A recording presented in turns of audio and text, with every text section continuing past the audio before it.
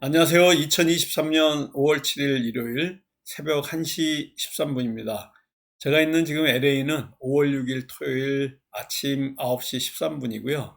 제가 오늘 조금 토요일 날, 오늘 토요일, 일요일만 이제 LA에서 활동을 하고요. 월요일 날 아침 되면, LA 시간으로요.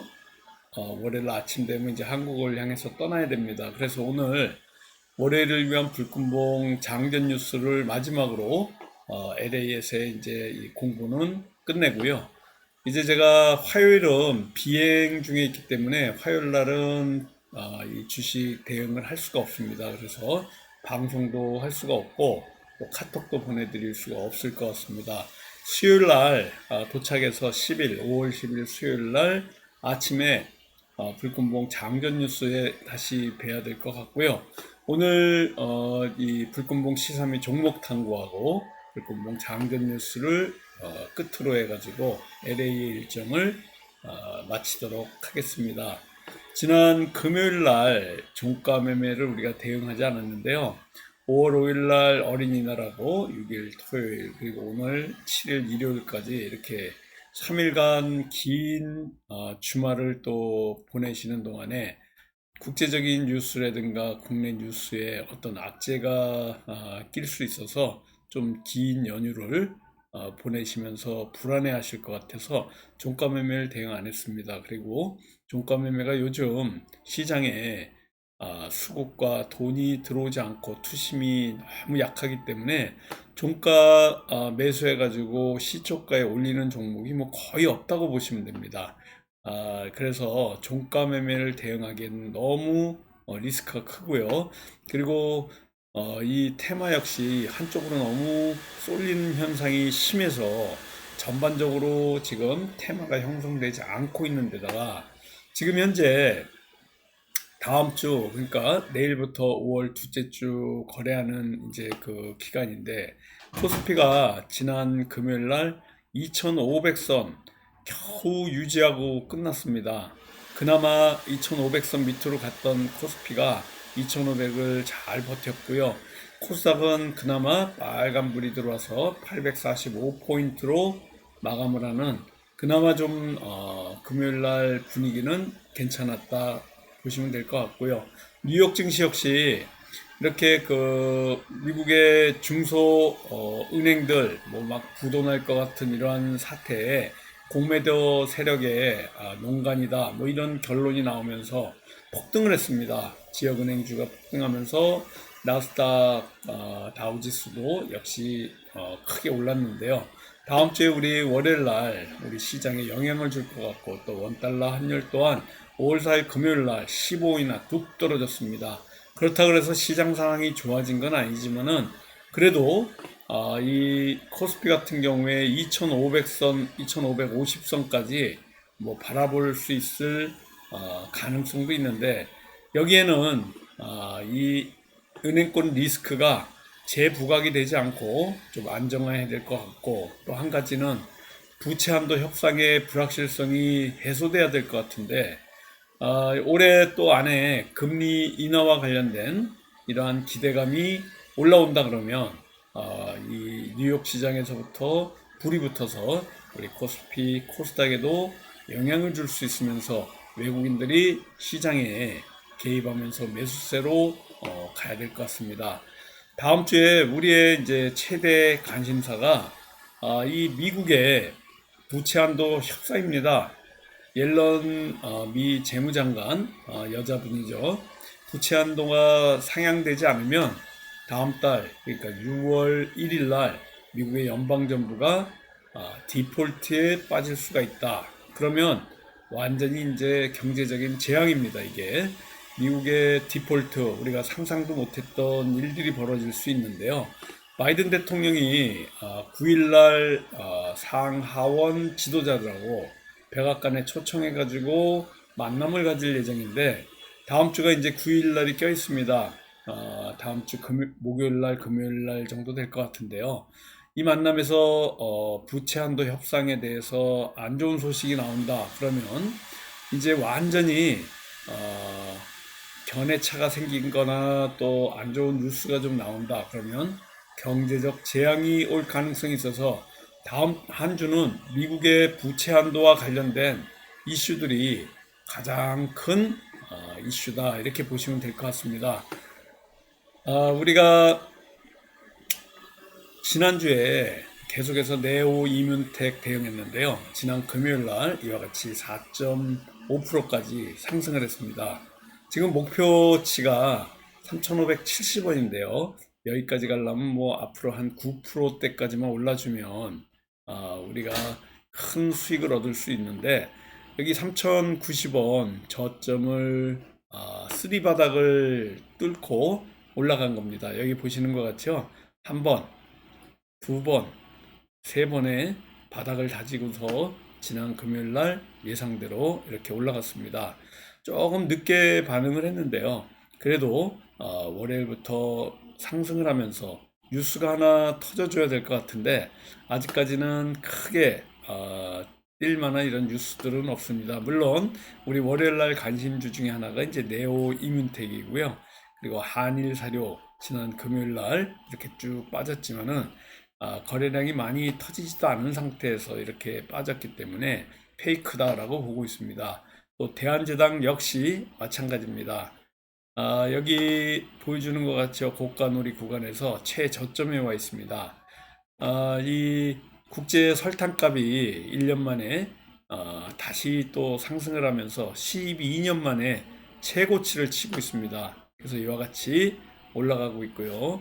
또 우리 이지바이오 지난 금요일 날 완전히 슈팅이 나왔습니다. 이지바이오 대응하신 우리 제자분들 이와 같이 크게 수익이 났는데요.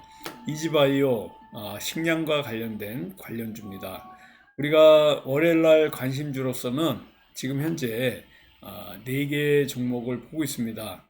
일단은 네오 이뮨텍, 한일사료, 대한제당, 포메탈입니다. 불금봉 시사의 종목 탐구에서도 방산 종목으로서 포메탈을 계속 말씀드리고 있는데요.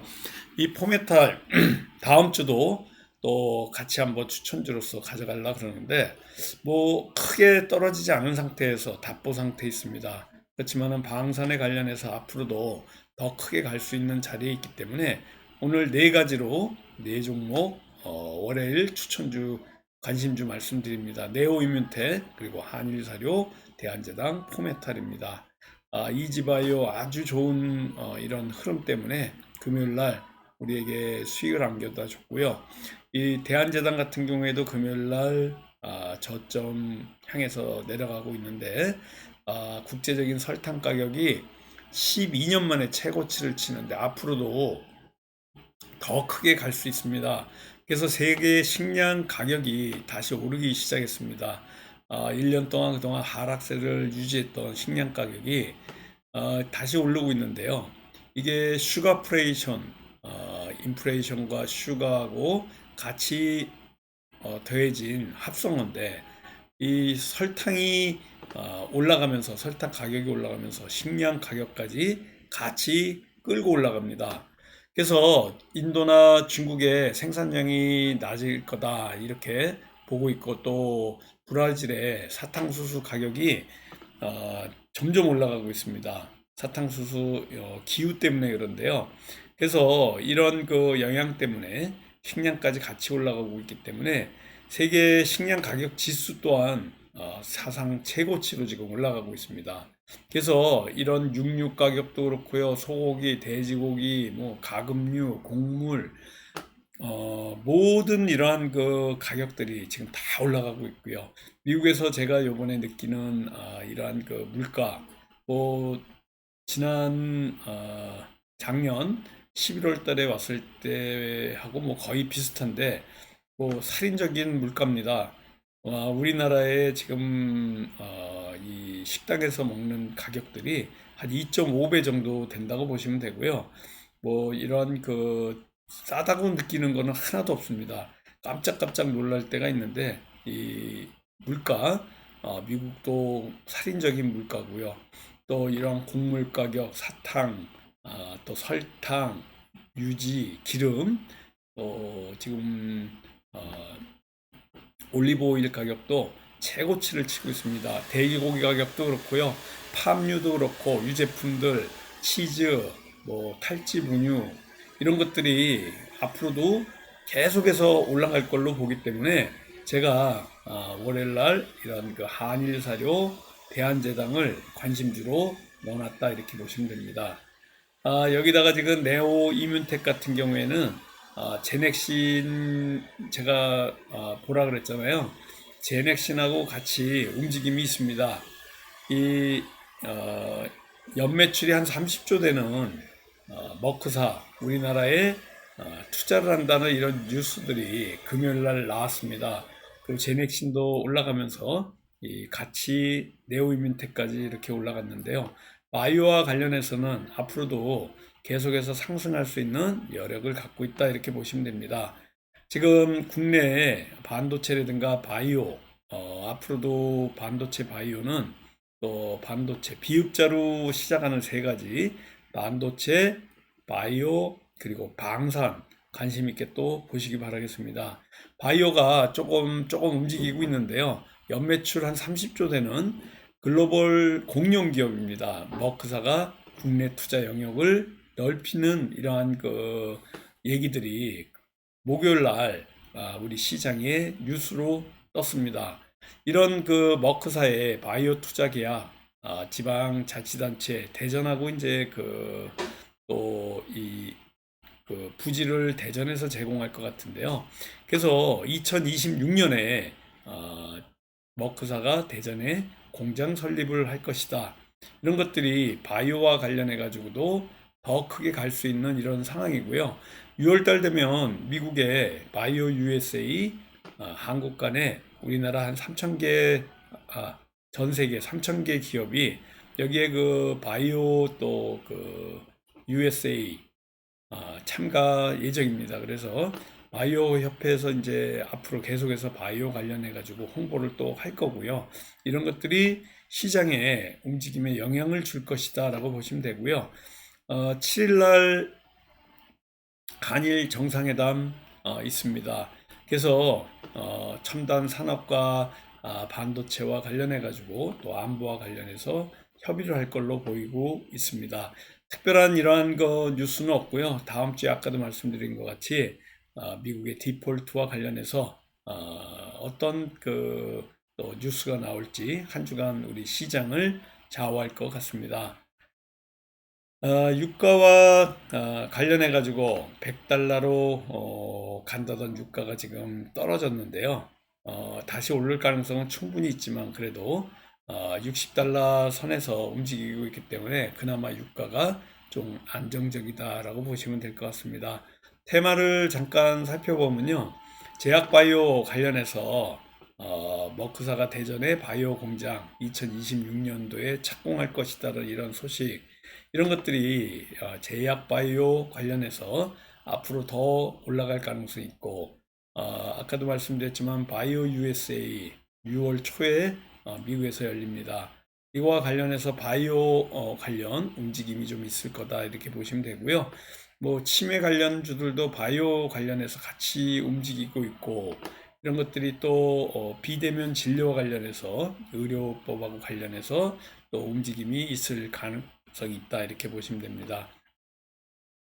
인성정보와 관련된 이런 비대면 관련주들 또 움직임이 있었는데요. 이렇게 상한가 치고 또 올라왔습니다.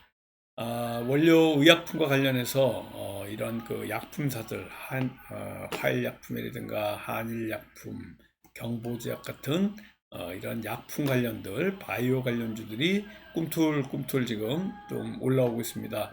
그동안 2차전지, 반도체, 로봇 뭐 이런 그 관련주들 움직임이 있다가 테마가 조금 트랜스포 할 가능성이 있기 때문에 바이오라든가 아까도 말씀드렸지만 반도체 그리고 방산 관심 있게 봐야 되는데 지난 목요일부터 바이오가 꿈틀꿈틀 지금 조금 올라오면서 상한가 치는 종목까지 이렇게 나오고 있습니다.